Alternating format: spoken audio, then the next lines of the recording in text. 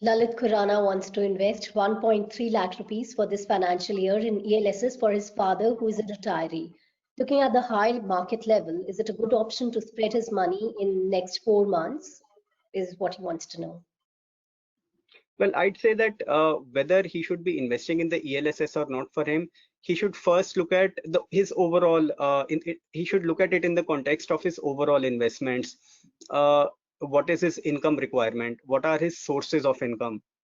Now, I presume since he's looking to make tax saving investments, I presume that his father already has other sources of income, and he need not depend on this money for his regular income in requirement, for his regular income requirement in his retirement years. So from that perspective, if his father can set this money aside for long term, and by long term I mean say the next 7 years or more, and he can really withstand the ups and downs in the equity market of the kind that we've seen in the last 8 to 10 months, then by all means he can go ahead and invest in ELSS and spread this money over the next four months, which are left in the current financial year. Now, if he looks at this investment in the context of the next 7 years or more, then I think the current market levels should not be of great concern.